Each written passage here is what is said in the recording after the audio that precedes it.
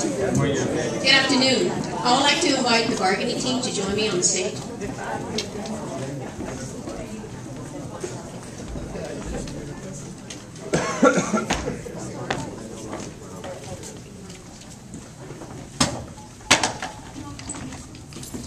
Welcome, and on behalf of the Executive Committee and the bargaining team, thank you for joining us this afternoon.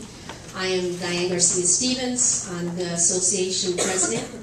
Before we begin with the explanations to our ratification packet, I would like to give you a quick history on how we reached our tentative agreement.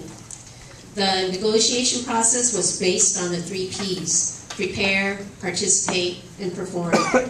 We prepared ourselves as thoroughly as possible by visiting your school sites and asking for your input.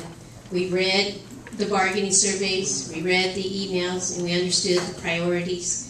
Our members participated by taking part in our 2 incentive programs, the retirement incentive, which has been extended to April 26th, for those of you who are still considering it, and the voluntary transfer incentive program.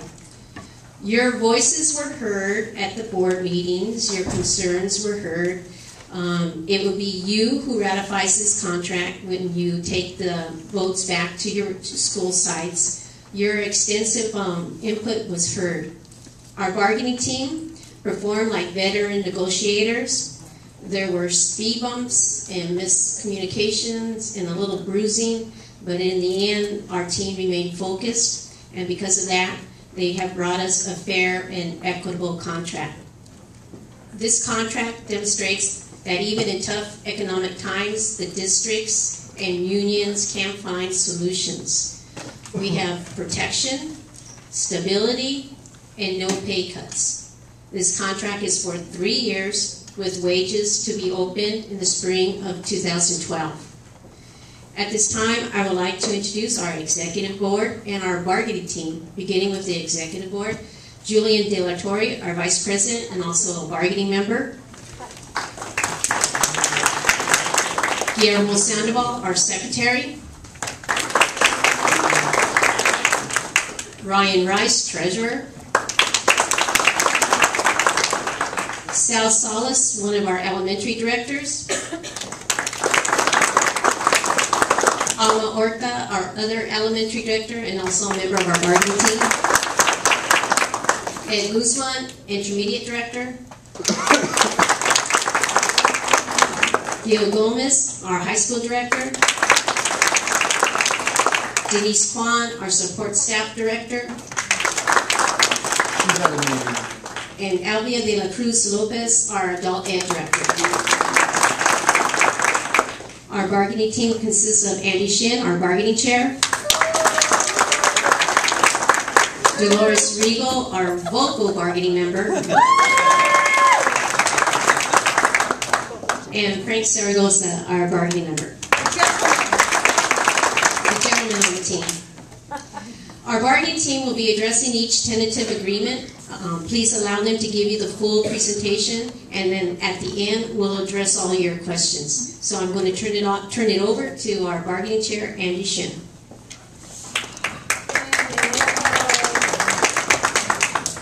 Thank you all for coming on kind of short notice. I really appreciate it.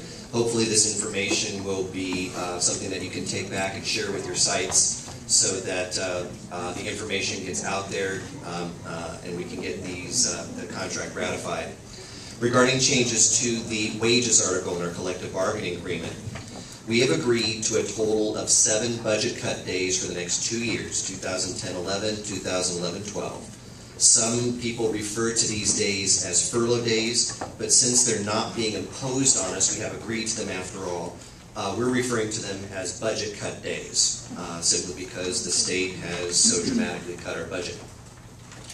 The 7 budget cut days include 5 instructional days and 2 site-based or SB days. The 3rd SB day will remain on the calendar, but members will be limited to no more than 2.5 hours of meeting time for that day. The remainder of the day is for teachers, working in classrooms, collaboration, lesson planning, anything teacher generated. Now over these 2 years, the 2010-11, 2011-12, Wages and the number of workdays are protected and not subject to change.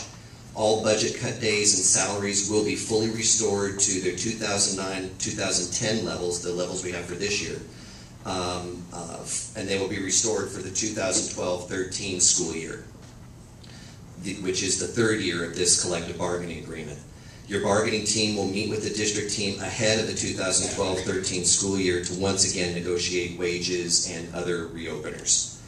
The 7 budget cut days are an equivalent to a 3.6% salary reduction. Notice I said equivalent.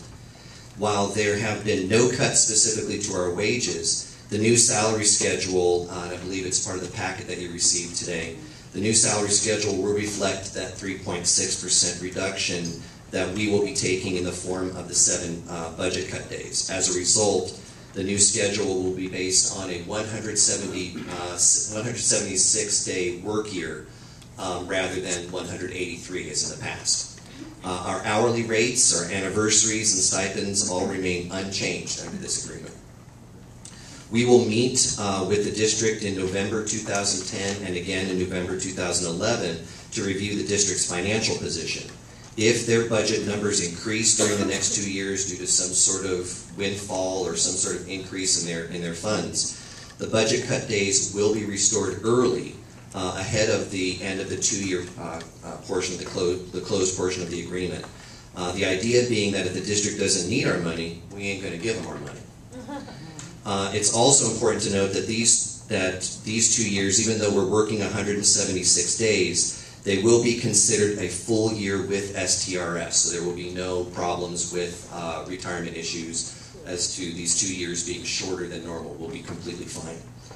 They will not impact your total number of years once you retire. Adult ed members will remain at the same salary rates, just with 5 fewer days. Head Start is a separately funded program, and there are no changes to salaries for them. And now I'd like to introduce another member of our bargaining team, Elementary Director Alma Horta, to discuss matters related to hours and assignments.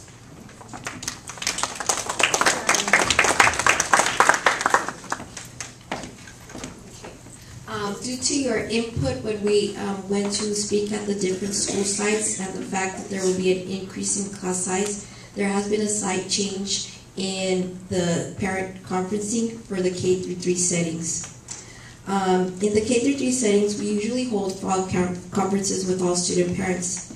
But now in the spring, we have discretion as teachers to hold parent conferences with students that require intervention as determined by their academic progress, behavior referrals, and benchmark assessments. So essentially what this means is that for fall conferences, you hold conferences with all your parents. For spring conferences, you have the discretion to hold conferences with the children that you feel that need the more help or need more intervention. This is very important because I'm going to just give you a little anecdote regarding myself. I was in the negotiation team, and I was also doing parent conferences. And when I was doing parent conferences, I had to be at the negotiation team, and I had to be going back and forth. So essentially, there wasn't all the children that I had. I didn't really need to conference with all the children.